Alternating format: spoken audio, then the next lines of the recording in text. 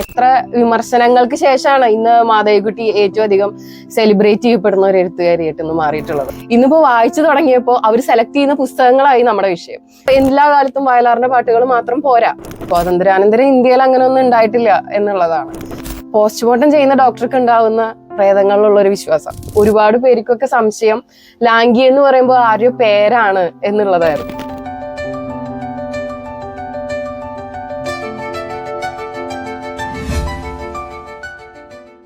Mankind ടോക്സിലേക്ക് സ്വാഗതം.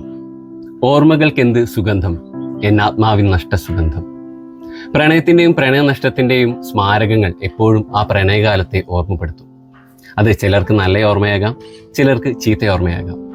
ഇവിടെ അരുന്ധതിയുടെയും രവിയുടെയും പ്രണയത്തിന്റെ മൂകസാക്ഷിയായി നിന്നത് ഒരു ലാംഗിമരമാണ്.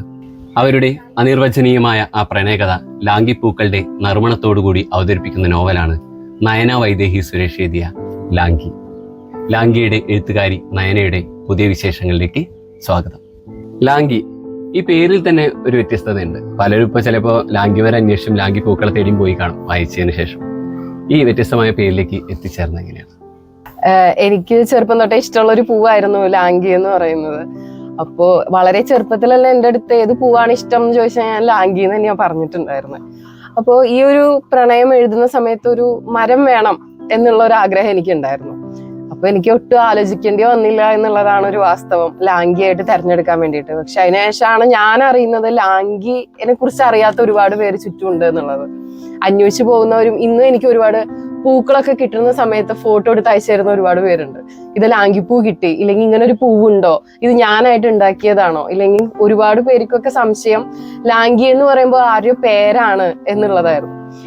ഇന്നിപ്പോ ഒരുപാട് പേര് അന്വേഷിച്ചു പോകണു, ഇല്ലെങ്കിൽ ആ മരത്തിനെ കുറിച്ചിട്ട് അറിയണു എന്നൊക്കെ പറയുമ്പോൾ എനിക്ക് വലിയ സന്തോഷമുണ്ട്. ലാംഗി എന്ന ഈ നോവലിനകത്ത് തന്നെ നീ മറന്നു വെച്ച ഞാൻ എന്ന് പറയുന്ന മറ്റൊരു നോവൽ കിടക്കുന്നുണ്ട്. ഒരു നോവലിനകത്ത് മറ്റൊരു നോവൽ. ഉദാഹരണത്തിന് എലീഫ് ഷഫാക്കിന്റെ 40 റൂൾസ് ഓഫ് ലവിന് ശേഷം ഞാൻ മലയാളത്തിൽ ഇത്തരത്തിലുള്ള ഒരു പരീക്ഷണം ആദ്യമായിട്ടാണ്. ഇങ്ങനെയുള്ള ഒരു പുതിയ ആഖ്യാന രീതിയിലേക്ക് എത്തപ്പെട്ടത് എങ്ങനെയാണ്? സത്യത്തില് ഒരു പുസ്തകം എഴുതി തുടങ്ങുന്ന സമയത്ത് എൻ്റെ ഉള്ളിൽ മുഴുവൻ ആ കഥ തന്നെയായിരിക്കും. അപ്പൊ അത് എങ്ങനെയൊക്കെ വ്യത്യസ്തമാക്കാം എന്നുള്ളൊരു ചിന്ത എപ്പോഴും ഉണ്ടാവും. എനിക്ക് ഒരുപാടൊന്നും ബുദ്ധിമുട്ടേണ്ടി വന്നിട്ടില്ല ലാംഗിക്ക് വേണ്ടി എന്ത് ചെയ്യാൻ വേണ്ടിയിട്ടും. ദിവസം ഇതുപോലെ വെറുതെ ഇരിക്കുന്ന സമയത്താണ് ഇതിൽ എന്തായാലും ഒരു നോവല് കടന്നു വരുന്നുണ്ട്. അപ്പൊ ഒരുപാട് പുസ്തകങ്ങളിൽ ഒരുപാട് നോവലുകൾ കടന്നു വരുന്നത് നമ്മൾ കാണാറുണ്ട്. അപ്പൊ അതിന്ന് വ്യത്യസ്തമായിട്ട് എങ്ങനെ ഒരു പുസ്തകം കൂടി ആഡ് ചെയ്യാം എന്നുള്ളത് നോക്കുന്ന സമയത്താണ് ഇതിലിപ്പോ 2 തിരക്കഥ, 2 എഴുത്തുകാരി, അങ്ങനെ എല്ലാം റിപ്പീറ്റ് വരുന്നുണ്ട്. അങ്ങനെ എന്തുകൊണ്ട് ചെയ്തുകൂടാ എന്ന് നോക്കിയപ്പോ സാങ്കല്പികമായിട്ടൊരു എഴുത്തുകാരിനെയും കൂടി സൃഷ്ടിക്കുക എന്നുള്ളതായിരുന്നു. അപ്പോ നീ മറന്നു വെച്ച ഞാൻ എന്ന് പറയുന്ന ഒരു പുസ്തകം തന്നെ ആവട്ടെ രവി തുറക്കുന്നത് എന്നുള്ള രീതിയിലാണ് ഞാൻ അത് അന്ന് ആലോചിച്ചതും എഴുതിയതും. അപ്പോ എൻ്റെ ഉള്ളിലും ഞാനും കണ്ടിട്ടില്ല, എന്റെ പരിമിതിയാണോ എന്ന് എനിക്കറിയില്ല, ഇതിനു മുമ്പ് ആരെങ്കിലും അങ്ങനെ ചെയ്തിട്ടുണ്ടോ എന്ന് എനിക്കറിയില്ല. ഇത് എൻ്റെ ഉള്ളിൽ വന്നൊരു ആശയം തന്നെയായിരുന്നു. അതങ്ങനെ പകർത്തുന്ന സമയത്തും ആശങ്കകൾ ഉണ്ടായിരുന്നു. ആളുകൾക്ക് അത് അക്സെപ്റ്റ് ചെയ്യാൻ പറ്റുമോ, എങ്ങനെയായിരിക്കും എന്നുള്ള സംശയങ്ങളൊക്കെ ഉണ്ടായിരുന്നു. പക്ഷെ എനിക്ക് ഒരു ബുദ്ധിമുട്ടും ഉണ്ടായില്ല. വായനക്കാർക്ക് അത് ഈസി ആയിട്ട് മനസ്സിലാക്കാൻ പറ്റി എന്നുള്ളത് തന്നെയാണ്. നയനയുടെ തന്നെ മുൻ പുസ്തകമായിട്ടുള്ള പെമ്പർനോത്തിയിൽ എത്തിയിട്ടുണ്ടെങ്കിൽ അതിൽ പറയുന്ന കഥാപരിസരങ്ങള്, പെണ്ണിടങ്ങളൊക്കെ മലയാളി വായനക്കാർക്ക് അത്രമേൽ പരിചയമില്ലാത്തൊരിടമാണ്. ഇതിൽ ആദ്യത്തെ കഥയായ ബന്ധനത്തിൽ ഇപ്പോൾ ഒരു വനിതാ ജയിലും, രണ്ടാമത്തെ ഭ്രമത്തിലൊരു പോസ്റ്റ്മോർട്ടം നടക്കുന്ന സ്ഥലമൊക്കെയാണ്.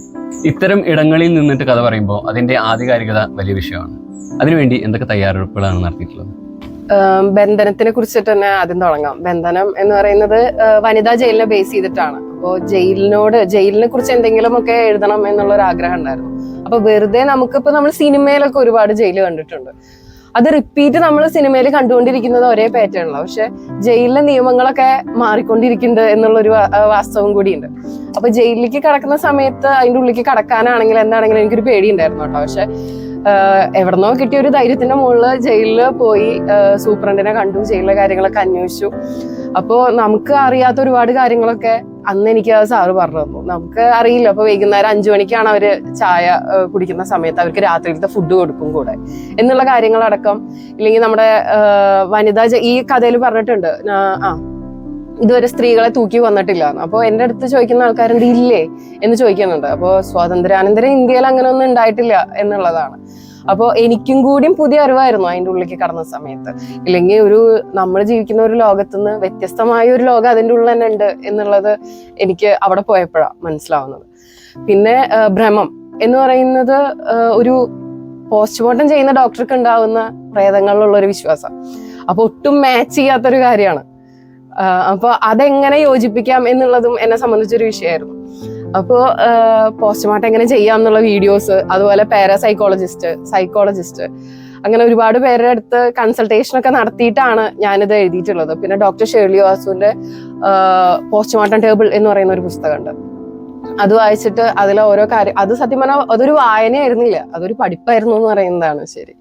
അപ്പൊ അവിടുന്ന് കിട്ടിയ ഒരുപാട് അറിവുകളുണ്ട്. പിന്നെ എനിക്ക് എന്തെങ്കിലുമൊക്കെ അന്വേഷിച്ചറിഞ്ഞ് എഴുതാൻ ഭയങ്കര ഇഷ്ടമാണ്. ലാംഗി എഴുതുന്ന സമയത്ത് ഞാൻ വളരെ ഈസി ആയിട്ട് എന്ന് പറയുന്നില്ല, പ്രണയം എനിക്ക് ഈസി ആയിട്ടുള്ള ഒരു വിഷയമല്ല, പക്ഷെ ഇങ്ങനെ എഴുതി പോവായിരുന്നു. പക്ഷെ പിന്നുള്ള എല്ലാ കഥകളിലും ഞാൻ എപ്പോഴും എന്തെങ്കിലും ഒരു വിഷയം എടുത്തിട്ട് കൈകാര്യം ചെയ്യാൻ ശ്രമിക്കാറുണ്ട്.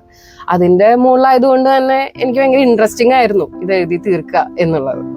എഴുത്തിന്റെയും വായനയുടെയും ഒക്കെ മുൻ മാതൃകകളെ അപ്പാടെ ഭേദിച്ചുകൊണ്ട് പുതിയൊരു വായനാ സംസ്കാരം രൂപപ്പെട്ടുകൊണ്ടിരിക്കുന്ന കാലഘട്ടമാണിത്. ജനപ്രിയ സാഹിത്യം എന്ന് പേരിട്ട് വിളിക്കുന്ന ഈ ഒരു പുത്തൻ സംസ്കാരത്തെ പലരും വിമർശിക്കുകയും അധിക്ഷേപിക്കുക വരെ ചെയ്തിട്ടുണ്ട്. അത്തരത്തിലുള്ള പ്രവണത വായനാ ലോകത്തിന് നല്ലതാണോ അല്ലയോ? എന്താണ് നയനയുടെ അഭിപ്രായം? കാലം മാറുന്നതനുസരിച്ച് എല്ലാ കാര്യത്തിലും നമുക്ക് മാറ്റങ്ങൾ വരും. അതിപ്പോ എഴുത്തിലാണെങ്കിലും മാറ്റങ്ങൾ വരുന്നുണ്ടായിരിക്കും, വായനയിലാണെങ്കിലും മാറ്റങ്ങൾ വരുന്നുണ്ടാവും. ഇപ്പോ കുറച്ചു കാലം മുന്നേ വരെ വായിക്കാത്തൊരു സമൂഹമായിരുന്നു നമ്മുടെ ഏറ്റവും വലിയ പ്രശ്നം.